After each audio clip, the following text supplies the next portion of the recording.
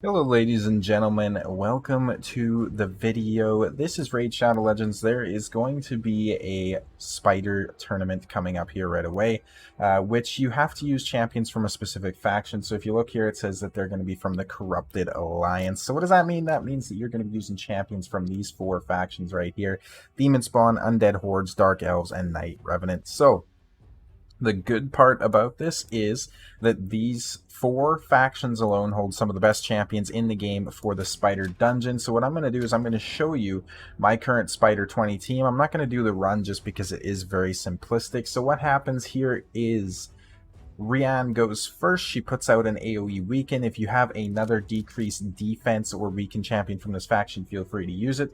That goes into Akoth, who places an AoE HP burn, who then goes into Achak, who is going to place the AoE freeze some of the time, and then that goes into Coldheart, who does a Heart Seeker on the boss to keep back the turn meter, and then Renegade is going to reset the skill. I'll go over the stats real quick on these champions. So we got Rian here. I'm not going to go in full depth on this. This is going to be mainly just for you guys to quickly look at and duplicate if you would like. Next up, we had Coldheart, who's going to be right here. These are her stats, nothing too crazy. And then we got, who else do we got here? We got Akoth. These are his stats, and as you can see, most of these champions are actually still level 5, meaning you can get away perfectly fine with using them at this level. These are the stats for Achak. He has horrible accuracy. You definitely want to push accuracy a bit more. I just didn't have the gear inclination to do so. And then the last champion was Renegade, who's actually running at 4-star. These are her stats. I have her super weak so that she dies first, so that the rest of my team can get some more damage out once she goes down.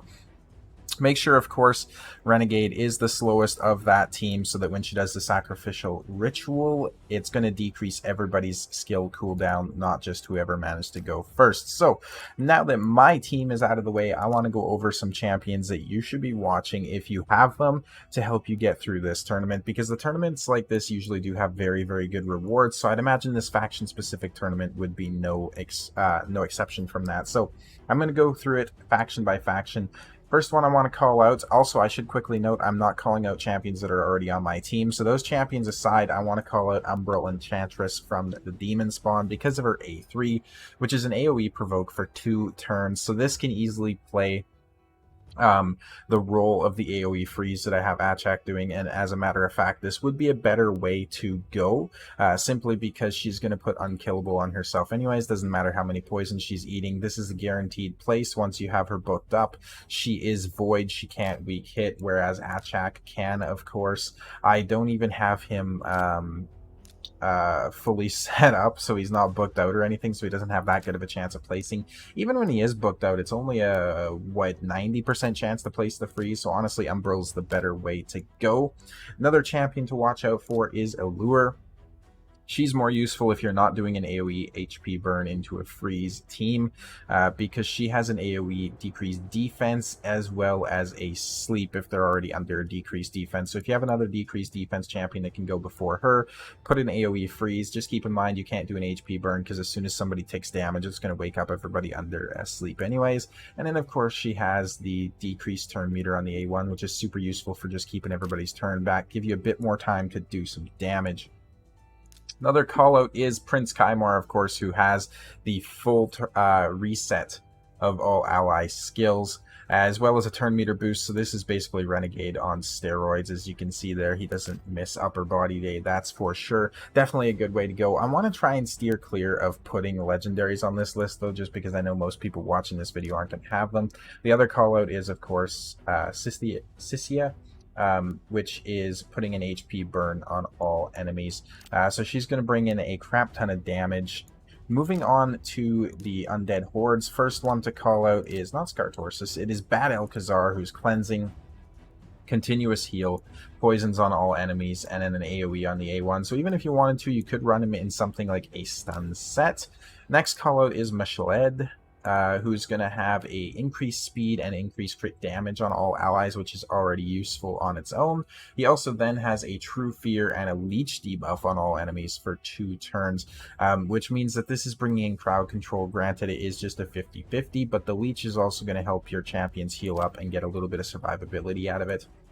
Next person to call out is going to be Husk. Husk is an absolutely amazing champion. On his A1, he has a provoke chance, so you can try and target some spiderlings with that. On his A2, he has an enemy max HP AoE, which also has a good chance of placing a stun on it. So if you have him built out, his A3 is just not that useful. But the AoE stun with the max damage is phenomenal, especially if you already have him built for something like Hydra. Vogoth is another amazing champion who's going to place leeches on everybody when he's attacked, and on top of that, he's also got an AoE provoke on his skill set. So another amazing champion, debuff extension on the A1 if you have a decreased speed or something like that out on the boss. Amazing way to go. Zelota, I'm actually putting on this because of his A2, which is a shield buff on all allies as well as a continuous heal. So this will definitely help your team survive, and as we all know, shield buffs in spiders is insane, especially if you can have it on his max HP, because he has a very solid starting max HP of 20,000. So moving on to the next faction, which is Dark Elves, and this faction alone has some of the best champions for Spider. First call out is going to be Vizix because of her AoE provoke, AoE decrease speed, and ally protection, as well as the turn meter decrease on the A1. Phenomenal champion for Spider, probably a little bit overlooked just because she doesn't really fit the niche as well as some of the other champions. Another great option is going to be Sylar. Decreased speed, decreased turn meter on the A3, as well as 2 AoEs, one of which includes a decreased accuracy. Sylar in a stun set is amazing just about anywhere in the game, not just Spider. We also have Coldheart, who is one of the best champions in the game, let alone rare champions in the game. So she has an enemy max HP hit on her A3. Everybody knows about this skill, 4-turn cooldown with somebody like a Renegade. You get it back around a little bit quicker. AoE decrease accuracy and poison if they're under heal reduction, which is kind of a weird prerequisite, but she does have a 4-hitter heal reduction on her A1. So another amazing champion. Painkeeper can help you with the ally skill cooldown. It's granted just by 1 turn, not 2 like Renegade, so Renegade is going to be a little bit better. On to Knights Revenant. We don't really have any legendaries here that I'd recommend. There are some great epics that I'd recommend though. So we got somebody like Pharsalis. The reason he is amazing is because he has a provoke chance on the A1. He's got an AoE here with a heal reduction, which isn't really that important for Spider. He's got a shield as well as a strengthen on all turns on all allies for 2 turns on a 3-turn cooldown. So that alone makes him a good candidate, but also his passive is an amazing way to go. So whenever an ally's HP drops below 50% from an enemy attack, has a 50% chance of placing a fear debuff on the attacker for 1 turn.